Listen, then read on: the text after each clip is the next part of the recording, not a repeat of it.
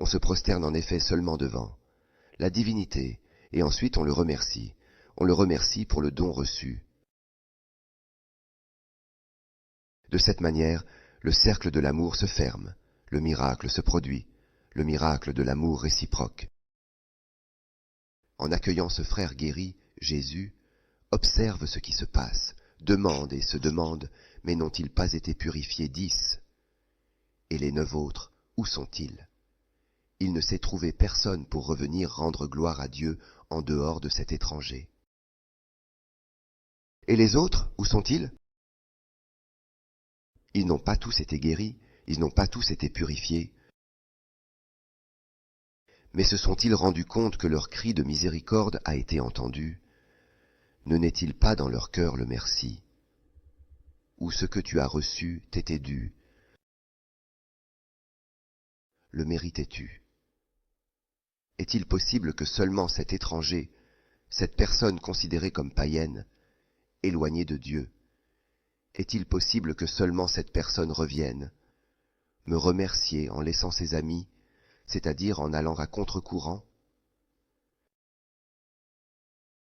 En effet, seule cette personne va, à contre-courant, et se dirige vers Jésus qui l'a étranglé. Très intéressant, les autres sont obéissants. Ils vont vers les prêtres. C'est ce qu'il m'a dit, et je ne fais rien d'autre de plus. Mais l'amour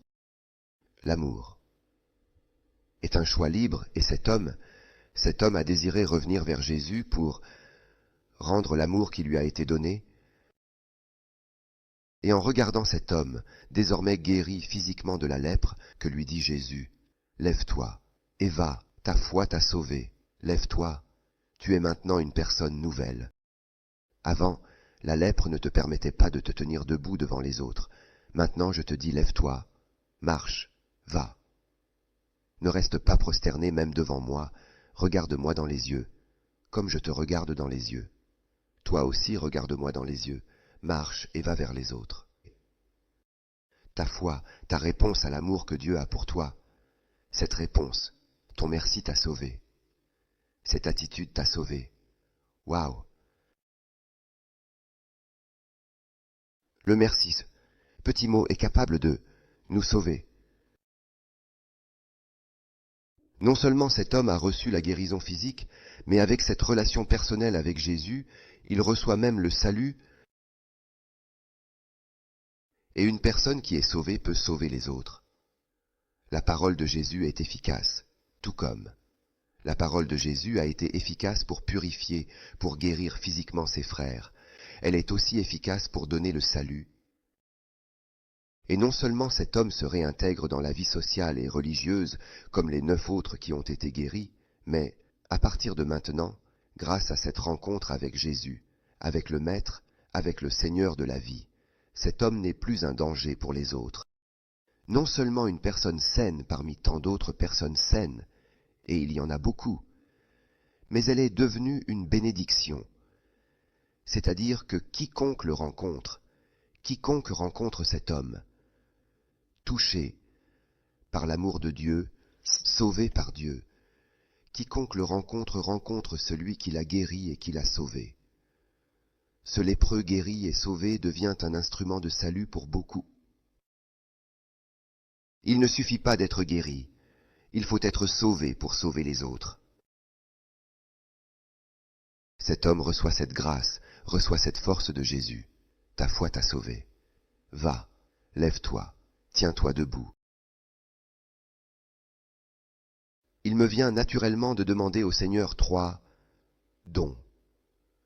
Après avoir écouté et mérité cette parole si grande, si puissante, qui me parle, qui parle à chacun de nous, il me vient naturellement de demander la capacité de prendre conscience de la lèpre que je porte en moi et avec moi, qui est mon péché, qui peu à peu me ronge et me détruit.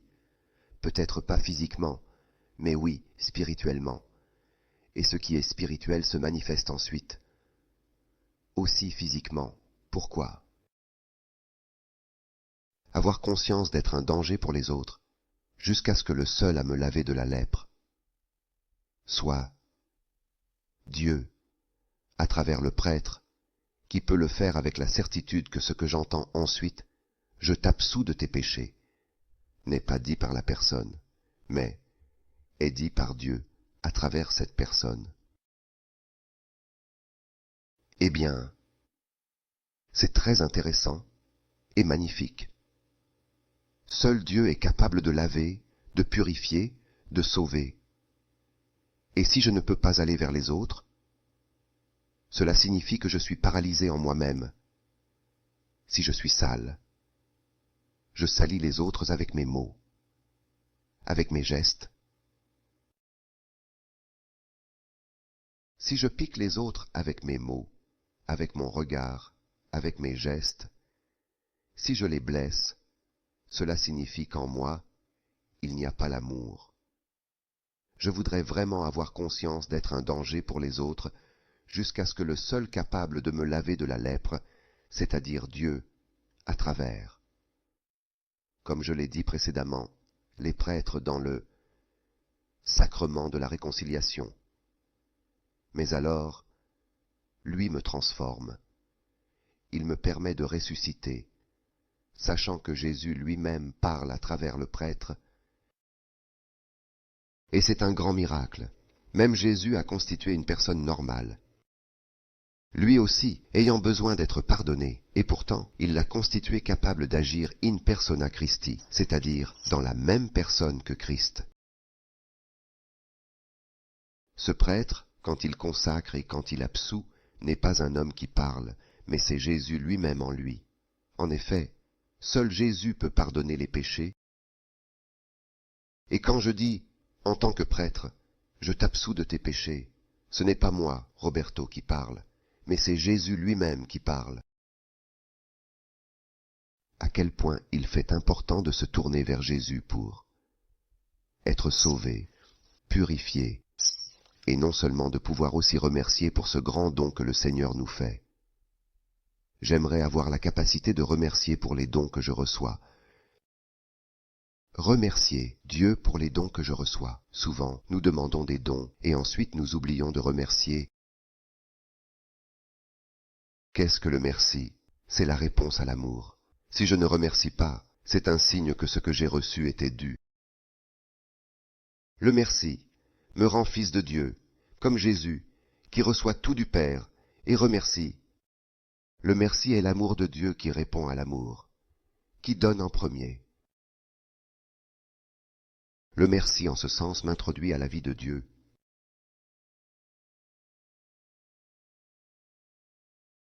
Je remercie ma mère et mon père qui m'ont appris à dire merci. Je me souviens que quand j'étais petit, les gens me donnaient quelque chose, me donnaient un petit cadeau, et j'étais très content de le recevoir, et j'allais dans ma chambre pour jouer.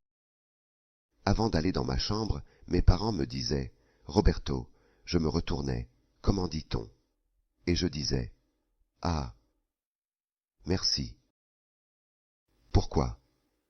Parce que si je ne remercie pas, frère, si je ne remercie pas, je me détache du donateur et je m'attache au don. Et le don que je disais pour moi est dû. Cela veut dire que je le mérite.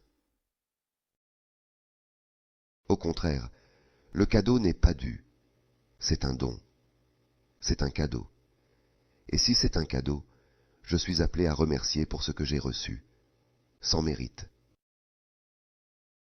Le merci me permet de faire en sorte que le cercle de l'amour puisse se fermer, puisse se compléter. C'est comme quand une personne reçoit des dons, elle doit remercier, et la gratitude représente la présence même de Dieu. C'est exagéré, mais bien sûr. Dieu, qui est Père, source de l'amour. Aime toujours, aime le Fils, et le remplit de son amour, le remplit de ses dons. Et le Fils, qui reçoit l'amour du Père, que fait-il? Il a les mains, il accueille le don, il remercie pour le don reçu. Mais ses mains sont ouvertes pour recevoir, et continuent d'être ouvertes pour donner, et il donne à nous tous ce qu'il a reçu. Et cet amour entre le Père et le Fils, qui est-il? C'est le Saint-Esprit, qui est l'amour qui unit, l'amour qui envoie. Le merci rend présent la présence de Dieu dans notre maison. Une fois, j'ai rencontré un couple. Et là, et la femme disait, « Je ne sais pas si mon mari m'aime, si mon mari est content de moi. Il ne me dit jamais rien, il ne me dit même pas un mot. Le mari là devant est devenu rouge comme un poivron. Il l'a regardé, et devant moi il lui a dit, « Mais qui dit ces choses? Mais bien sûr que je t'aime. » Et la femme lui dit, « Mais moi, tu ne me le dis jamais, tu ne me le dis jamais. Je suis ici à la maison, je travaille, je fais, je repasse, je cuisine. Un merci me parvient. » Et cet homme dit, « Mais que veux-tu que je te dise? Toujours merci pour ce que tu fais. Tu dois le faire, tu es à la maison. » Et la femme disait, « Ah oui. » Et alors, et si je ne devais pas cuisiner, que devrions-nous? Nous devrions aller à la pizzeria, nous devrions aller dans un restaurant. Est-ce dû? Pour pouvoir cuisiner, je dois donner tout mon temps. Évidemment, je le fais avec amour, mais c'est très intéressant. Comme elle aime, comme elle aime. Les sources d'amour, même si le mari ne remercie pas. Ainsi moi aussi, le mari est appelé à remercier. D'un côté, en effet, part l'amour gratuit, et de l'autre, celui qui reçoit l'amour doit exprimer l'autre amour, le merci. Le merci représente la présence de Dieu. Sans le merci, il est clair qu'il y a quelqu'un qui aime gratuitement, c'est très bien. Mais de l'autre côté, il y a quelqu'un qui n'empêche pas que Dieu puisse régner entre les deux. Et je voudrais aussi demander la capacité de m'approcher des autres, sans peur d'une possible contagion, comme cela est arrivé à Jésus, qui s'est approché.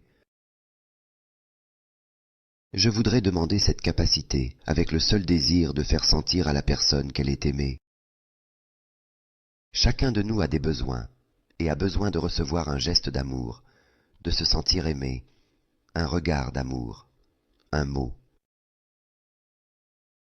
Dans ce sens, je me souviens d'une expérience que j'ai vécue à Lima, au Pérou.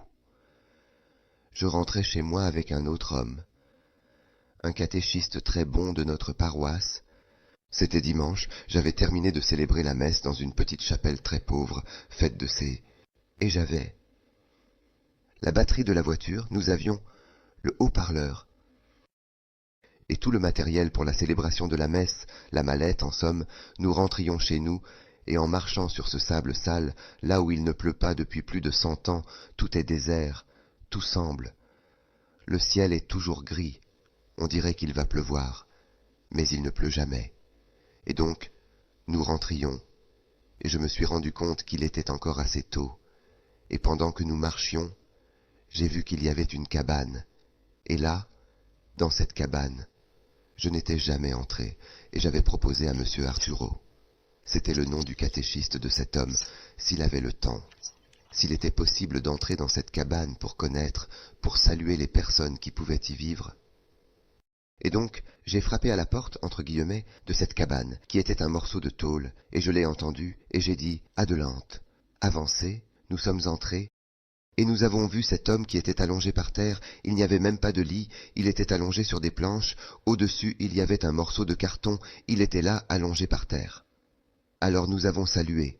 Il m'a regardé, il nous a salués, Bueno dia, il a dit son nom, je m'appelle Victor, bienvenidos, bienvenue, voilà de quoi nous avons parlé.